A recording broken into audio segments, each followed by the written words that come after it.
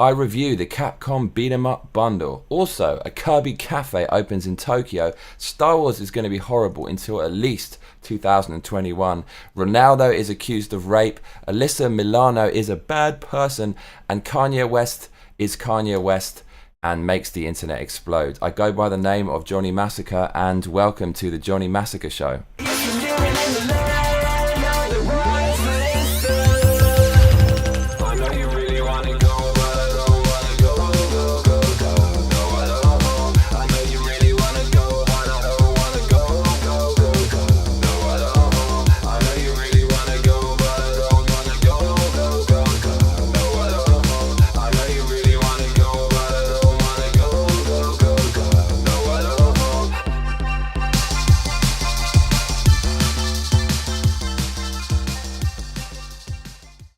Top of the motherfucking morning to you. It is Monday in Tokyo, and thanks for watching again. So there's so much shit going on right now. It's all kicking off. I was sitting at my computer last night when the Kanye West news rolled in, and then I realized there's going to be a superabundance of shit to talk about today. So let's get straight to it. Let's just go in with Kanye. So what's Kanye done? He's got a new album coming out called Ghandi. It was supposed to have already come out, but it hasn't.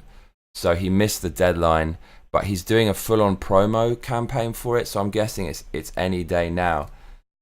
So as you already know, I'm sure, there was some controversy with Kanye West because he wore a Make America Great Again hat. Oh my God, diversity of opinion within Hollywood and the music industry. Can you believe it? And of course, everyone just attacked him. He's an easy target in the media. And you thought the politics would be done with Kanye? No. Now it's going to get far crazier. So what did he do on Saturday Night Live? I don't even know what that is. It's just some bullshit American talk show. He dressed up as a bottle of Perrier and was dancing around. And apparently he was cut short because he went on a political rant. Now, I don't know the exact details, but we all know Kanye West likes a rant. So I can actually believe that he just went off on one because he has bipolar disorder. He's prone to flights of fancy. He's a little bit impulsive, and he's very rich. So you put all those things together and throw in the catalyst that is left-wing media, and you've just got a real clusterfuck on your hands. So Kanye West went on a rant, and I don't know if they cut him short for political reasons, but they can't make the show go on. So let me know in the comments exactly what happened there. But here's the point, right? He said something political, and now the internet is blowing up. The Twitter mob is out in force with the pitchforks, basically because Kanye West is not a liberal. And if you're not a liberal and you're black and you're part of the music industry and you're famous, you're not reverting to type, you're not doing what you're told, and so you become a scapegoat for the left. Now, the left are so aggressive. They basically gaslight people all the time. They like to attack people, and they feed off attacking people. They're so antagonistic. If they don't have anyone to attack, they basically can't run their political campaign. It's got to be us versus them mentality. It's got to be minorities, it's got to be women versus men versus the white man versus white supremacy. Their whole campaign, their whole strategy is basically based on a fight. And so they're licking their lips when Kanye West says some, mild conservative views, or just goes on a bit of a rant, which is not really a big deal. Kanye's not campaigning for murder or anything terrible like that. He just came out and said the truth as far as I could see. Anyways, losing track. So he was cut off early. Whether it was political or not, that's not the point. The point is now I just smell bullshit because everyone's jumping on Kanye's back, but they actually love it. All the left-wing media are happy that he's gone on this political rant because it means they can scapegoat him and mock him to promote their agenda. So what exactly did Kanye do that was so bad? So Kanye West wore a Make America Great Again hat. That's basically all this is. Kanye West is coming out as someone who's not liberal and shares some conservative viewpoints, but we can't just leave it at that. We have to destroy him and tear him down. He's a dissenting voice. recently I hear a lot of black people on YouTube talking about leaving the plantation and stuff like that.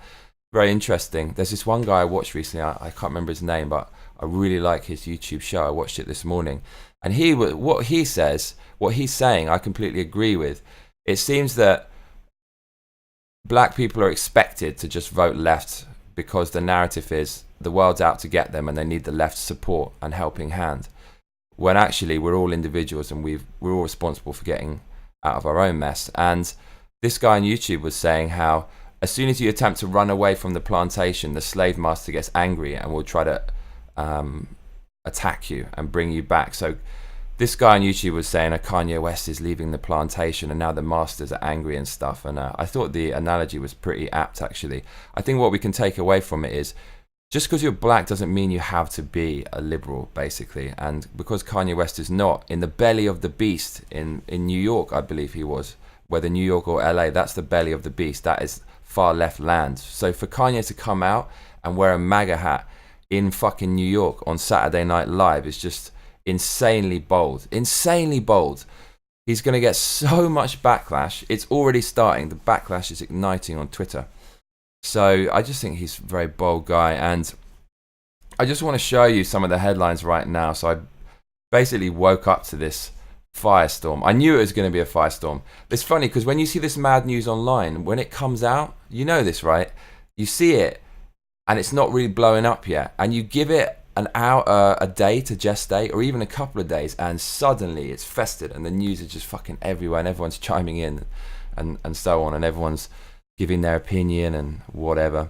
So yeah, I just googled Kanye West. So first article, what is Kanye West trying to achieve exactly? I mean, look, he's just saying how he feels politically, but this is like some grand plan. What? He's not reverting to type and doing what he's told? What's he trying to achieve?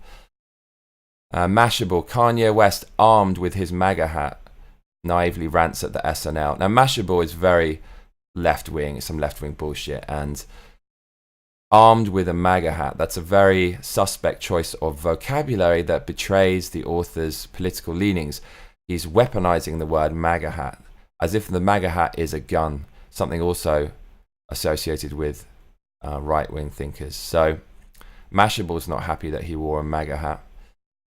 Rolling Stone comes straight with Kanye West delivers unaired pro-Trump speech on SNL. See, the media love this shit. They all kind of feign outrage, but actually, because this wasn't on SNL, it gives the media a chance to capitalize on this speech. So they love it. They're all going to get loads of hits, and yet they need someone like Kanye. So Vox, which, as you know now, if you watched the last Johnny Massacre show last Friday, because this show is from Monday to Friday, you will know that Vox is one of the worst left-wing propaganda sites in the universe. So Vox, of course, isn't happy. They mentioned that the audience booed. They have to make sure to discredit him because, yeah, when you're in the belly of the beast in deepest, darkest New York media and you go pro-Trump, it's probably likely that a few people are going to boo. So the headlines go on, and one of the reasons people are freaking out today is because Kanye West calls for the abolition of the 13th Amendment. So there's an article on yahoo.com. What is the 13th Amendment? Well, it says here, ratified in 1865 in the aftermath of the Civil War, abolished slavery in the United States. It states, neither slavery nor involuntary servitude, except as a punishment for crime, whereof the party shall have been duly convicted, shall exist within the United States or any place subject to their jurisdiction. So the media are framing this as Kanye basically saying we need to go back to slavery. That's basically what they're going to frame it as. Of course, Kanye West doesn't want to go back to slavery because he's black, for fuck's sake. So, of course, he doesn't want to make it legal again. So you have to read between the lines. But obviously, people are not. They're just taking it at face value and going completely mad right now. So let's go back into this clusterfuck. So Kanye West tweeted this out with his Make America Great Again hat. And he said, this represents good and America becoming whole again.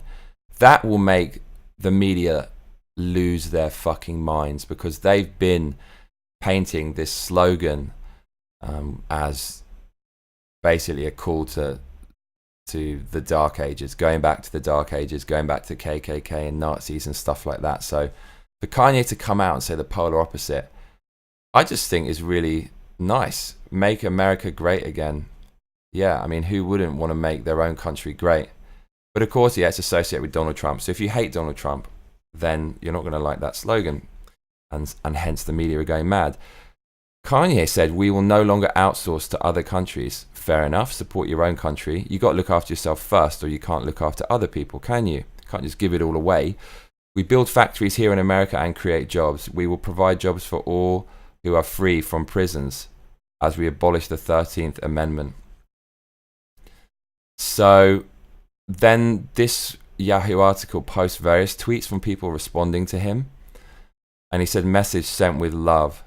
So everyone is just jumping in and attacking this guy, according to Yahoo anyways. So let's have a look at what Chris Evans says. He is pearl clutching. He says, there's nothing more... Who is Chris Evans? Who the fuck is that? There's nothing more maddening than debating someone who doesn't know history, doesn't read books, and frames their myopia as virtue. The level of unapologetic conjecture I've encountered lately isn't just frustrating, it's retrogressive, unprecedented, and absolutely terrifying. Okay, so melodrama, terrifying, the world's going to end. Why don't you just have a chat with people? You know, having a dialogue with someone who just isn't liberal or left-wing isn't started by insulting them, talking about their myopia, talking about how they don't know what they're fucking talking about, it's frustrating. These people are so emotional and over the top. Imagine actually sitting down with Kanye and just asking him man to man what he thinks. Is that really too much to ask? And then someone else says, no, it represents racism and division. I always knew you'd fall into a cult someday. Morons always do, eventually. Again, people on the left showing they're well up for a nice little dialogue. I mean, I'd love to sit down with someone like Kanye West and just ask him what he thinks. He's obviously not this great political thinker, so why do people react to him as if the president has come out and said this kind of stuff? He's an artist, he's a very talented one, and he's just not a liberal, and he's trying to find his voice in the world. And I mean, the guy is ballsy as fuck to come out with this stuff in such a liberal world. So look, Twitter's blowing up, the internet's blowing up, just expect to see a lot more on that. It's just going to be interesting to see what happens next. As you know, Kanye West's wife is one of the biggest Hollywood legends of all time, Kardashian, so she's going to feel the backlash. Who knows where this is going to go, but hey, you know, Kanye feels a certain way, and he's not going to be bullied into doing what he has to do by liberals and the media in the world that he operates in of entertainment. So yeah, Kanye West shitstorm is kicking off. Category 5 shitstorm brewing. So next up, I'm going to do a little review of a video game called the Capcom Beat 'em Up Bundle. Now, I fucking bought this yesterday.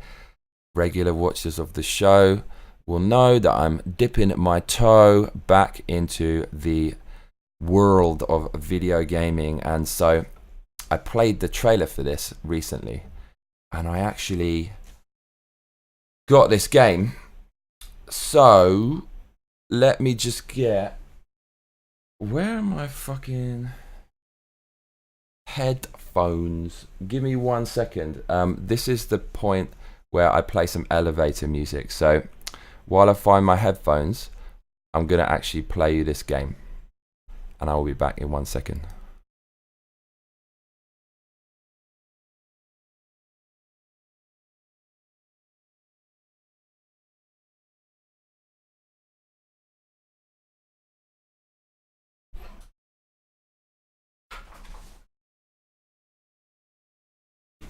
Okay, I'm back.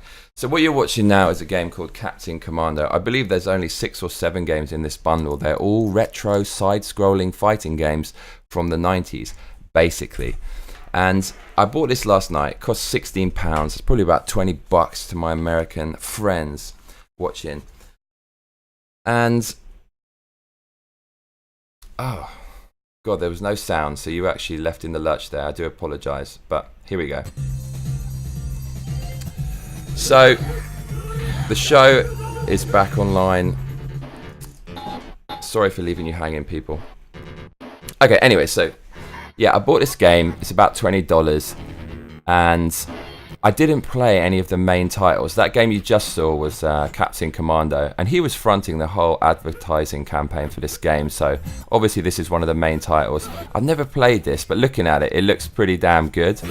And then the next one is an absolute classic known as Final Fight, which you can see here. So this is one of the pioneering side-scrolling beat-em-ups. One of the first ones with chunky characters, great sound effects and so on. I didn't play this game either, so I basically played all of the obscure games first, the ones I'd never heard of. It's kind of like having a meal and you know what you like on the plate, but there's a few new things, so you leave what you know you love until last, so you can have a nice taste in your mouth when you finish the meal. Finish on a high note. That's what I was doing, so I didn't play this. I didn't play the other ones, but the games that I did play, I've got to be honest, 2 out of 3 were terrible. So, King of Dragons, look at this. Now this game is kind of infuriating. The graphics aren't really even that good compared to the other ones. They're alright, they're not bad, but it's missing a little something. It's not that refined. I think when Capcom, the developer of these titles, really got a hang of the fighting genre, they started to nail it every single time, and then they became famous for it. And look, while this is half decent, it's not... Capcom clearly weren't at the level that they arrived at some years down the line with a bit of experience under their belt. So the sound effects are a little bit annoying. The character models are okay, but a little bland. And there's just one fucking attack. Every character's one attack. There's no hold moves. There's no grappling moves. There's hardly anything. So this, man, I'm never going to play this again. It was so dull. And I didn't play this one. I didn't play this one. I did play this one. This is Knights of the Round. Now this is exactly the same shit. There's a few more moves, like a little combo, as you can see there. But that's about it. There isn't much you can do. There's just relentless enemies that just keep coming. It's so repetitive. So this left a bit of a sour taste in my mouth. And then the other title, the horse is really good, by the way. This one was actually decent. So the two that I didn't like, this is again the same kind of shit. They're all the same game that has been remixed. And I'm trying to remember the fucking... The first two are kind of medieval with swords and stuff. And then this one, the next one, Warriors of Fate, that's the name. This is feudal Japan. So the other ones were kind of medieval Europe. This is feudal Japan. And this one is what you'd expect from a Capcom game. There's quite a lot of moves, there's various combos, there's various throws. You're still left thirsting for a little bit more, but it's enough to satisfy. And there are mounts, you can ride shit like this horse. You can see it's ridiculously OP, it's overpowered, fucking people up left, right and centre. So this one was actually alright, and I just wish the other two had been like that. So this beat 'em up bundle is such a curious bundle. There aren't many games on it, and some of them are very obscure and just a little bit dull, so I found this quite disappointing. There was one more game that I played off it, and it's where you're going around in these mechs and shit. This one, I've never seen this before, Armored Warriors. It's kind of weird, it's almost not like a Capcom game, but it's pretty original. You can pick up different robot arms, attach them to your body, which changes your attack style and stuff. And I kind of had a laugh playing this. There's much more depth to it. But overall, I've got to be honest, Capcom beat 'em up bundle for like $20. I mean, it's a fucking pittance, but still, I don't want to come across like a cheap bastard, but it's just not fucking worth it. There should be millions of games in that bundle. So, yeah, Capcom beat 'em up bundle, not that impressive. I honestly wouldn't recommend it, but I haven't played the Captain Commando game or whatever, but I can't imagine just a few extra half-decent titles are going to make that an essential purchase. So, pretty disappointed with that. In other news, a Kirby cafe has opened up in Tokyo. Look, I don't give a fuck about all this cute shit, or kawaii shit as the Japanese call it. It has no fucking meaning. It's purely superficial bollocks. But the Japanese fucking love it. You make something cute, they're going to buy it. Cuteness drives the economy out here. So, My girlfriend fucking loves this shit. And I showed it to her last night and I said, you're going to fucking do your nut when you see this. And she did. She was freaking out. She's like, I want to go. And guys, like when we go to these restaurants, we end up sitting there pretty much doing nothing while the girl just munches all this stuff. So this is for couples, basically. Guys trying to get in the girl's knickers, mate, in her fucking knickers, by buying her a little cute meal. With buying her a meal, nice meal, novel meal from a pop-up store, but with the added factor of kawaii cuteness thrown in, which is a game changer. That's a deal sealer. So yeah, might make my bird happy. I'll take her to the fucking Kirby. Here it is. This is a thing in Japan. They take a popular character and then they make the plate a design featuring the character, and other kind of weird objects associated with the character are represented by different types of food. This comes from Japanese people's high levels of creativity concerning anything with food. They can do it all from refined, beautiful simplicity with sushi and sashimi to very complex, detailed pieces of art, as you can see here in the Kirby Cafe. As much as I mock it, you have to admit that is quite impressive. So let's scroll through this shit. There it is, Kirby Cafe. Kirby Cafe.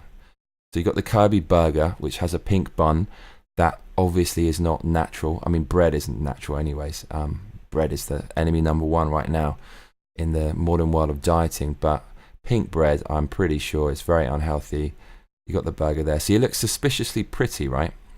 In England, at least, if something looks like this, you think it's got to be a trick. It's going to be style over substance. But actually in Tokyo, it's all about style and substance. So vegetables here and fruits, they can go up to hundreds of dollars. I'm sure you've seen that. I'm freaked out over the prices of Japanese fruit and veg, mate. And it's because, whereas in other countries, they're not that concerned with the appearance, in Japan, people are. And so it's a big factor in determining whether your customer purchases the item or not. And so if you can combine the perfect look, shape, form, and aesthetic with the perfect taste, it makes the price skyrocket. And that mentality of Japanese people you can see in effect here with the pink Kirby burger. So I bet it does actually taste good. I think you've got some hash browns there in the shape of stars. So these are little items from the game in which this character comes from. And you also get to keep that kind of crappy looking plate over there. This costs 2,580 yen, nearly $30. Not sure about that. The next one, you've got this sleeping twat in the omelette. I don't know who this guy is, but he's obviously a Kirby character. That's kind of cute, the little stars and shit. This is going to make Japanese people go mad. But this is the one that I like. Kirby is famous for inhaling shit and then spitting it out. And here he is inhaling 5 little pieces of caprese.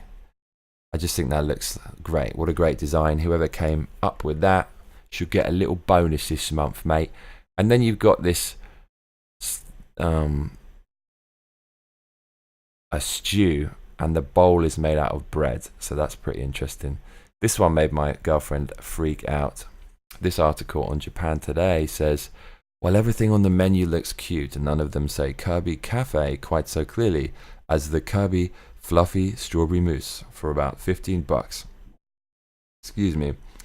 There he is. So they're trying to make this look modern. All modern food is today is basically fuck all on the plate. A few globular drops of sauce and a dash of some other shit. There you go. You've got a gourmet meal. Finally, this is pretty expensive. This is about $26 just for hardly any food at all. This is like a dessert spread. So this gives you an entire edible Kirby game, apparently. So there's some game you can play here with half a dozen different dessert types and small ceramic figures of Kirby or Waddle Dee. So the orange geezer is called Waddle Dee. Some useless information. I can't quite understand what the fuck is going on this plate. That, if you watched last episode, what flavor do you think this is? Purple desserts in Japan. You would have learned that this is sweet potato. So I think that's sweet potato, soft cream, some kind of no-bake forest gatto cheesecake.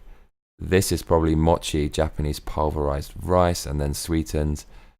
This I have no fucking idea, these green things. There's a little cake thing, some whipped cream.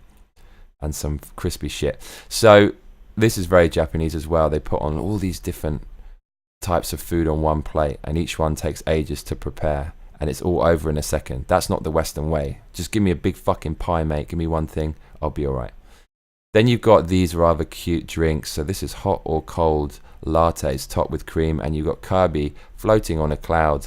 I don't know if that's edible or not, but it's a marshmallow lei. You can see Kirby's ass. That's your thing. And this is a bad guy from Kirby. I've seen this shit before. I guess it's called Krakow because it says it in the article. And this is fluffy soda with finishing blow. So the finishing blow is this kind of sweet drink which you pour onto the dessert, and the dessert melts. So you're going to kill this cloud. I've seen this shit before. It's a nice idea in practice, but if you actually see it happening, it looks kind of crappy. But this cloud will just be destroyed by the drink, and then you can eat it all. So yeah, these restaurants are actually 10 a penny. You'll find them everywhere, and they have the same kind of theme. They always have this blue fucking drink with some shit on top, and you pour the drink on it and it disappears. Then you can spend all your money on these useless fluffy toys. And that's the Kirby Cafe. So that is open until February 2019 if you're going to come out here. And that is near the Tokyo Skytree, the very big, famous monument or radio tower in Japan. So Kirby Cafe. We've gone from Kanye to Kirby. We've gone from chaos to order. We've gone from exciting to boring.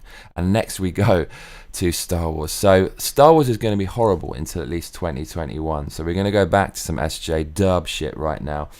And it's going to be horrible because a woman known as Kathleen Kennedy has had her contract renewed until 2021.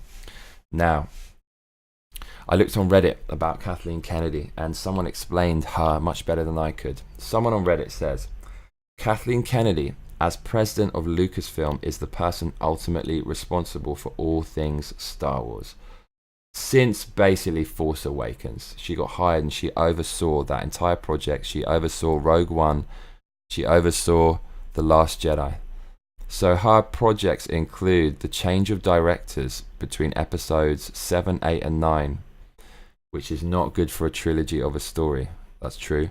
Rian Johnson, the director of the last Star Wars movie, The Last Jedi, scrapping all the story hooks that J.J. Abrams left him from the previous movie, Force Awakens. Also, abysmal handling of Luke Skywalker. They killed him off. I don't even want to go there. I'm going to get angry. Complete disregard for lore continuity. Most glaring being the hyperspace bomb. So they changed the rules of Star Wars, meaning when you hyperspace jump, you just blow up everything in front of you, like a kind of ISIS suicide bomber or something in a truck, which basically just destroyed all the continuity. Also, Ryan, the director, being a smug little weasel that for some reason believes subverting expectations is always good storytelling, and a lot of other grievances. Hiring Rian Johnson tells you all. So Kathleen Kennedy, the guy who hired the guy who absolutely hit the final nail in the Star Wars coffin, her contract has been renewed. And she is the reason that Disney are the way they are. So when an old Star Wars fan abandons his long-loved franchise, Kathleen Kennedy, of course, blames that person as being a sexist and all this other kind of stuff. She is a true kind of extreme lefty. She's all about feminism and diversity and all these other kind of weasel words that are just designed to antagonize and promote them as a good person when they really probably don't give a fuck about any of these causes. So she's been like injecting kind of feminist ideology into Star Wars and identity politics for fucking ages now. And yeah, as I said, she spearheaded every single one of the latest Star Wars movies.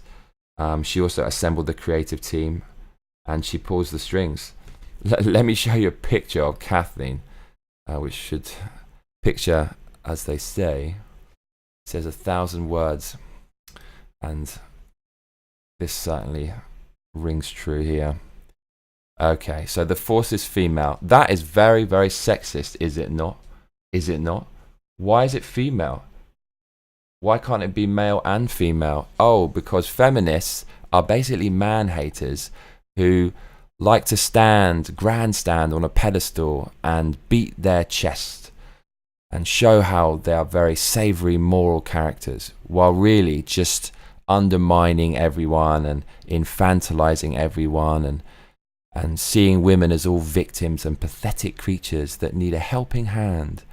This is the mentality of the people now producing Star Wars. It's political, and you know that when things get political, it gets boring, just like this show. So if there was no politics on this show, I'd probably have a lot more subscribers, because who wants to know about that nonsense, really? This woman will be bringing you the next Star Wars movie. Actually, the Force is not female. The Force is male, because the main characters of Star Wars is Luke Skywalker, Han Solo, Darth Vader, and the Emperor. And Yoda and Obi-Wan to a lesser extent, and Princess Leia. Princess Leia makes up the minority. That's because men like combat.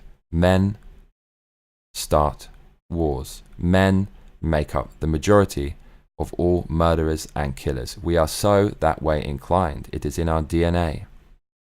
So, of course it's going to be male. You're not going to have a war led by all females, because females generally don't want to march into war and start slitting everyone's throats. That is something that men kind of fantasize about doing. And it's just true. Look at history. So Star Wars is actually male, basically. It's a male-dominated thing. You want to change it to female just because of your political dogma. Use a beloved franchise as your fucking mouthpiece for your political shit no one cares about. Go ahead. Just going to destroy the franchise, as the performance of the last Star Wars movie evidenced Solo, which flopped, and I haven't seen, so fuck it. Right, oh god, do I really want to talk about this news?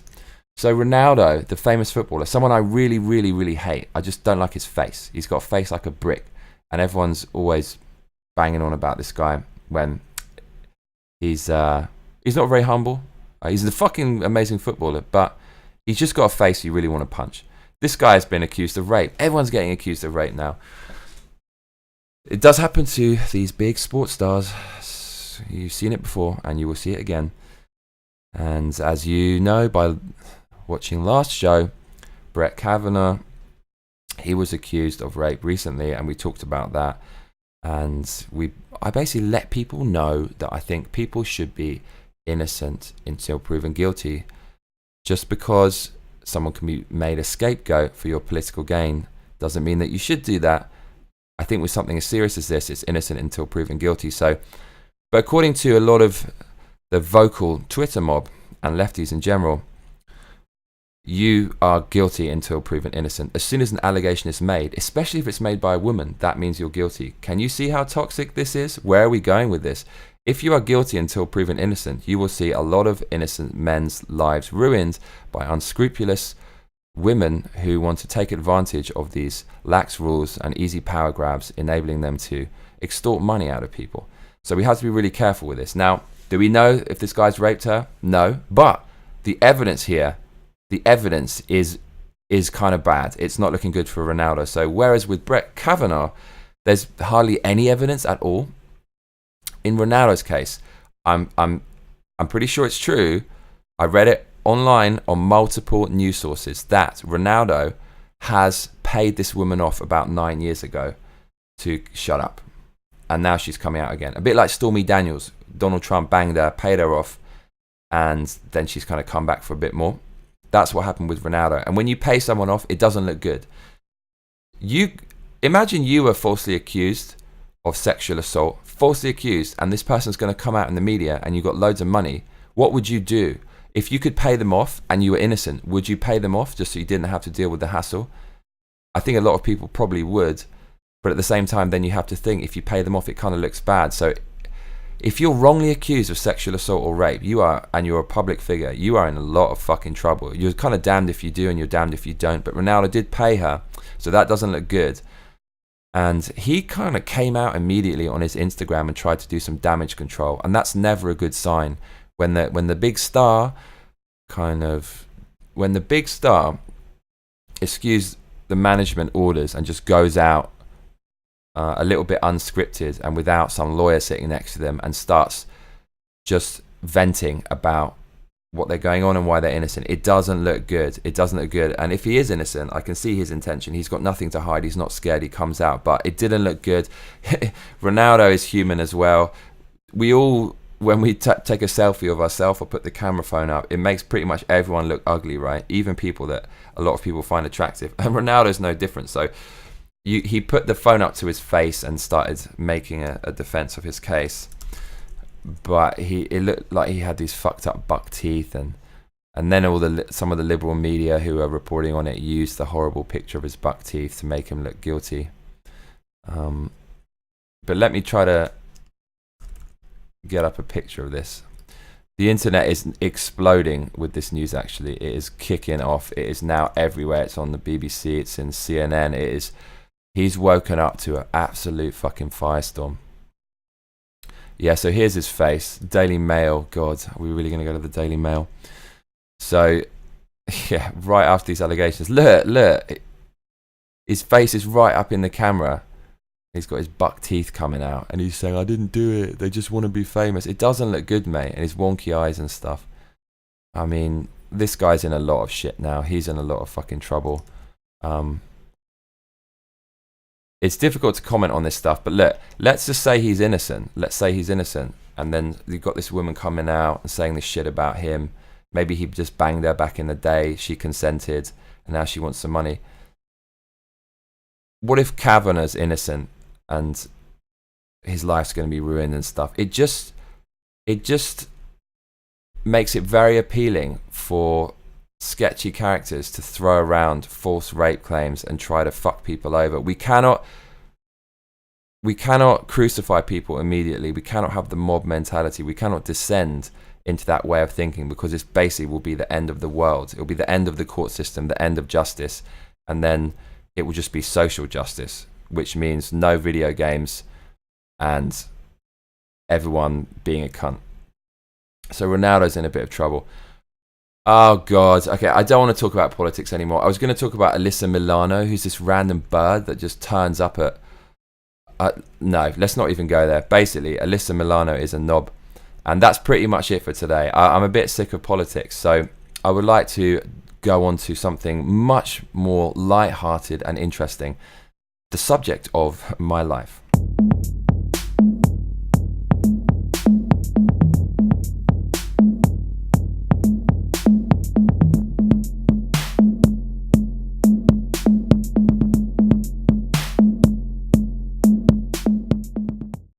So I have a new song out. It's called Miracle. It's produced by a guy called Equavox, featuring myself on the rap, and I created the music video and edited it.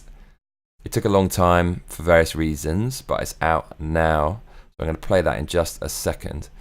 And it's kind of apt that this song is coming out now, because when I wrote the song, some mad shit was going on in my life. And I remember it was a dark day. I got some very dark news indeed. And so I put that anger and aggression into this song. The screaming and shouting in the beginning is quite genuine. It was me venting. It was my release of all that emotion. And when the video was finally finished for this song, those issues got resolved. And in the end, things didn't work out perfectly, but what I got in the end was actually quite satisfactory. So it's kind of a little bit strange that I finished editing this video and finished this project in that way. So this is bookended nicely. I started the song as soon as this problem came, and I ended the song as soon as the problem ended. And listening to the song now, looking at all the kind of anxiety and anger behind it, it made me realize that if you can, it's best to try to subvert your emotions very often. If you don't know the outcome, if you don't know what's going to happen, worrying about stuff literally doesn't help at all. It just makes things worse. What are you so afraid of? I think sometimes it's good to just live in the moment, live in the present, and just kind of follow your nose a little bit and keep yourself occupied until things resolve themselves, and just try to take as much action as you can to do what you can, what is within your power to resolve things, as opposed to just worrying. Try not to worry so much, people. So I would like to play this video now. I'm just bringing it up. Okay, so let's listen to this together. I've listened to it thousands of times, as I'm sure you can imagine. Here we go.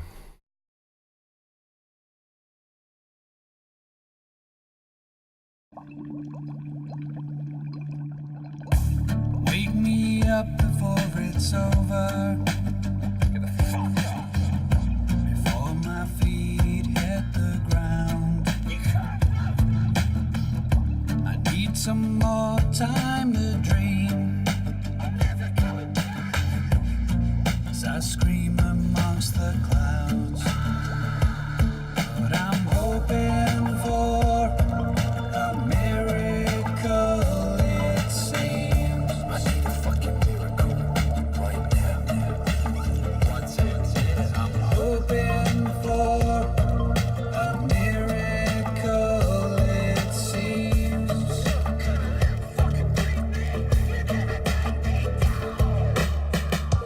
Got my dreams locked in a cubicle. Life's not a bitch, she's a bully in a school. Pushing a pin in a pencil, pushes cuticle. Yes, I butcher the woofers and tweeters in your speakers. Play this and you feel My intoxication. You're everything I need. Even amongst the complications, I'll always make time to be free. But I'm hoping for a miracle, it seems.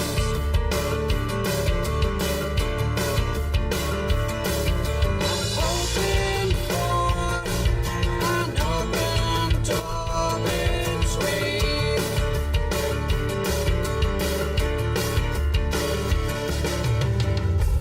Bitches wanna take my mask off, I ain't playing. But they wanna see me like a passport, rice clot. I ain't got time for these arseholes.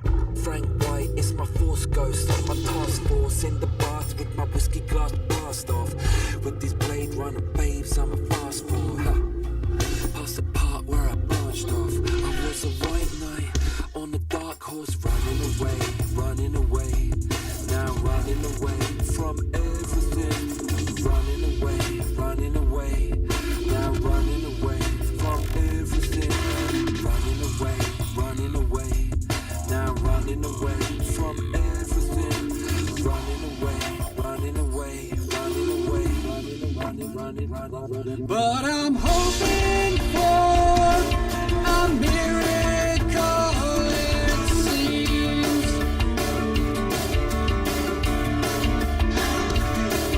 I'm hoping for an open door between.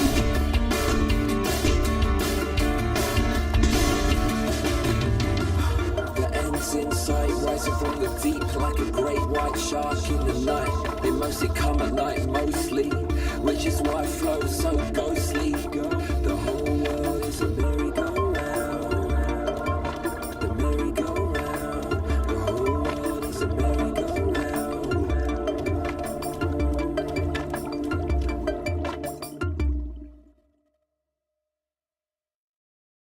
There's got to be a happy ending, man, in this song. So I put one in. Look, here you go. Little hug at the end. Fading to black. So yeah, that's the new song. It's called Miracle by Equavox, featuring myself. And I hope you like that. That was taking up a lot of time.